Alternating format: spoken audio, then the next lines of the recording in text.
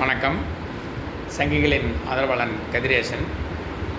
முன்னாள் நடிகரும் இப்போது டிவிகே கட்சியின் தலைவருமான தமிழகத்தின் முதலமைச்சருமான திரு விஜய் அவர்கள் தேர்தலுக்கு முன்னாடி அவர் பண்ண பிரச்சாரத்தில் நான் கேரள உச்சத்தில் இருக்கிறேன், உச்சத்திலிருந்து உச்சத்தை விட்டு போட்டு நான் வந்திருக்கேன், பல நூறு கோடி சம்பளத்தை விட்டு போட்டு வந்திருக்கேன், நான் எதுக்காக அதையெல்லாம் விட்டு போட்டு வந்திருக்கேன் அப்படின்னா, என்னை வாழ வச்ச தமிழ் மக்களுக்கு ஏதாவது நல்லது செய்யணும், ஊழல் இல்லாத ஆட்சி கொடுக்கணும், அப்படிங்கிறதுக்காகத்தான் நான் பல நூறு கோடி சம்பளத்தை விட்டு போட்டு மக்களுக்கு சேவை செய்கிறதுக்காக வந்திருக்கிறேன் அப்படிங்கிற மாதிரி நிறைய மேடையில் பேசினார். ஆனால் இப்போது ஆட்சி அமைச்சு ஒரு வாரம் பக்கம் ஆக போகுது.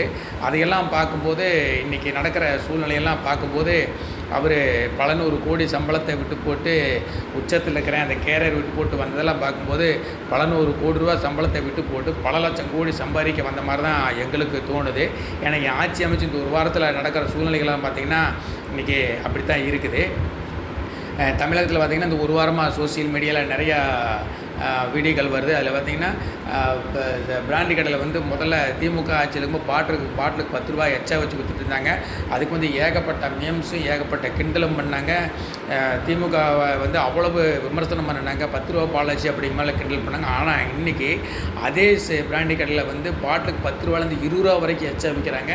இந்த பணம் யாருக்கு போகுது அப்படின்னு தெரியல. அதே மாதிரி கன்னியாகுமரி மாவட்டத்தில் மனோ தங்கராஜ் அப்படிங்கிற ஒரு அமைச்சர் கனிம வளத்தையெல்லாம் கேரளா கடத்துறாரு அப்படின்னு சொல்லி கூட ஒரு குற்றச்சாட்டு இருக்குது. அதுக்கு நிறையா மீம்ஸும் கிண்டலும் திமுக ஆட்சி மேலே பயங்கரமான அவதூறுகளும் பரப்பப்பட்டது. ஆனால் இன்றைக்கி அதே சூழ்நிலை ஆட்சி அமைச்சு ஒரு வாரம் ஆச்சு. இன்னும் அந்த கனிம வள கொள்ளையை கேரளாவுக்கு கடத்தப்படுற கனிம வள கொள்ளை இது வரைக்கும் தடுத்துனதில் இது வரைக்கும் நேற்று கூட வீடியோ பார்த்தேன். கனிம வள கொள்ளை கேரளாவுக்கு இன்னும் போயிட்டு தான் இருக்குது, தொடர்ந்து போயிட்டு தான் இருக்குது. அதே மாதிரி விஜய் அவர்கள் டெல்டா மாவட்டத்தில் மக்கள் மத்தியில் பேசும்போது ரொம்ப பகிரங்கமாக வீரசாரமாக வாசனமாக பேசினார். அதாவது ஒரு நெல் மூட்டை 40 கிலோ நெல் மூட்டையை ஏற்றி இறக்கிறதுக்கு அரசாங்கம் 10 ரூபா தான் கூலி நிர்ணயம் பண்ணிக்குது. ஆனால் திமுக அரசாங்கத்தில் ஒரு மூட்டைக்கு 40 ரூபா வாங்குறாங்க. இப்படி வாங்கும்போது பார்த்தீங்கன்னா பல ஆயிரம் கோடியை திமுக அரசு கொள்ளையடிக்குது அப்படிங்கிற மாதிரிலாம் பேசியிருந்தார். ஆனால் அதே இன்றைக்கி அதே சூழ்நிலை அதே டெல்டா மாவட்டத்தில் நேற்று ஒரு விவசாயி வீடியோ போட்டிருக்கிறாரு. அவர் திமுக ஆட்சியில் 40 ரூபா தான் வாங்கினாங்க, இப்போ டிவிகே ஆட்சிக்கு வந்ததுக்கப்புறம் ஒரு மூட்டைக்கு 60 ரூபா வாங்குறாங்க அப்படி மாதிரி சொல்லிக்கிறாரு. அப்போது அது திமுக ஆட்சியில் 40 ரூபா வாங்கினாங்க, மூட்டைக்கு 10 ரூபா, ஆனால் 40 ரூபா வாங்கினாங்க. இப்போ மூட்டைக்கு 10 ரூபா, இப்போ 60 ரூபா வாங்குறாங்க. அந்த பணம் யாருக்கு போகுது அப்படிங்கிற கேள்வியெல்லாம் வருது. இதையெல்லாம் நம்ம பார்க்கும்போது இவர் பல நூறு கோடி விட்டு போட்டு மக்களுக்கு நல்லா செய்ய வந்த மாதிரி தெரியல, பல நூறு கோடியை விட்டு போட்டு பல லட்சம் கோடி சம்பாதிக்க வந்த மாதிரி தான் எங்களுக்கு தோணுது. அப்புறம் பார்த்திங்கன்னா இந்த டிவிக்கு ஐடி விங்க்கு காரங்க பண்ணுற உப்பசம் பார்த்திங்கன்னா ரொம்ப பயங்கரமான உப்பசமாக இருக்குது. ஏன்னா தமிழ்நாட்டு மக்கள் எதுவுமே தெரியாது. தமிழ்நாட்டு மக்களெல்லாம் ரொம்ப முட்டாள் அப்படின்னு நினச்சிட்டாங்க போட்டிருக்குது. சிஎம் செல் அப்படின்னு சொல்லி போட்டு ஒரு இதையை உருவாக்கியிருக்காங்க. நீங்கள் மக்கள் எங்கே தப்பு நடந்தாலும் சிஎம் செல்லுக்கு கால் பண்ணலாம் அப்படிங்கிற மாதிரி போடுங்க. இது இன்றைக்கி வந்ததில்லை, இது விஜய் அவர்கள் ஆரம்பித்த மாதிரி தான் இதையெல்லாம் ஒரு பில்டப் பண்ணி விளம்பரம் பண்ணிட்டாங்க. ஆனால் இது விஜய் அவர்கள் ஆரம்பித்தது கிடையாது. இது செல்வி ஜெயலலிதா காலத்திலேருந்து கலைஞர் கருணாநிதி காலத்திலேருந்து இந்த சிஎம் செல் அப்படிங்கிற ஒரு இது இருக்குது. சரி, விஜய் அவர்கள் அதை ஆரம்பித்ததாகவே வச்சுக்குவோம். ஆனால் விஜய் அவர்கள் ஆரம்பித்ததுக்கு நாங்கள் விஜய் அவர்கள் அந்த சிஎம் செல்லில் கேட்குற கேள்வி, இந்த 6 சிலிண்டர் வருஷத்துக்கு தருவீங்க, அதை எப்போ நீங்கள் தருவீங்க? பஸ்ஸு பெண்களுக்கு இலவசமாக தரேன்னு சொன்னீங்க, அது எப்போ தருவீங்க? 200 யூனிட் மின்சாரம் இலவசமாக தருவீங்க, அது எப்போ தருவீங்கன்னு அந்த சிஎம் செல்லுக்கு ஒரு ஃபோன் பண்ணி கேளுங்க. அதுக்கு உண்டான விடை நமக்கு கரெக்டாக கிடைக்கதானே பார்க்கலாம். அதே மாதிரி ஐடி விங்கில் இன்னொரு செய்தி பார்த்தோம். அது கரெக்டாக ஜியோ பாஸ் ஆச்சா அப்படிங்கிற மாதிரி தெரியல. இது ஒரு ஃபேக் நியூஸ் அப்படிங்கிற மாதிரி தான் நம்ம பார்க்குறோம்.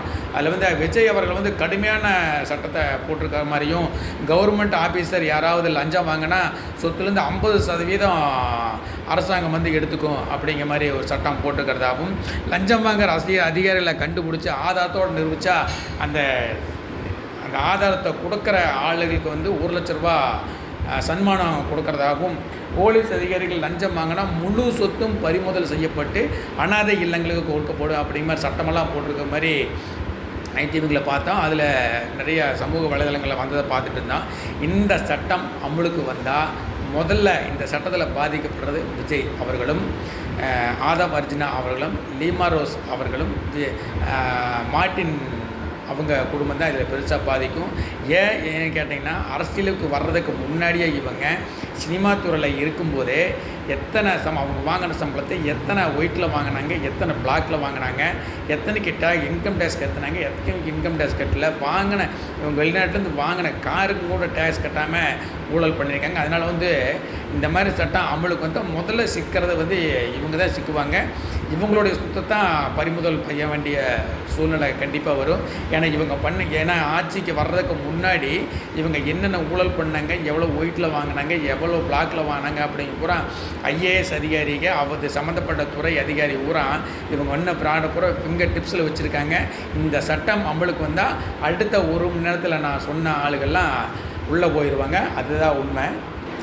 தமிழக மக்கள் விஜய் அவர்களுக்கு ஓட்டு போட்டு திராவிட கட்சிகளுக்கு மாற்றாக ஒரு கட்சி வேணும், ஒரு நல்ல ஆட்சி வேணும். திராவிட கட்சிகளை பார்த்து நம்ம வெறுத்து போச்சு, திராவிட கட்சிகளோட ஊழலை பார்த்து வெறுத்து போச்சு, அதனால் ஊழல் இல்லாத ஒரு கட்சி வேணும் அப்படிங்கிறத நம்ம டிவிக்காவை தேர்ந்தெடுத்திருக்கிறாங்க.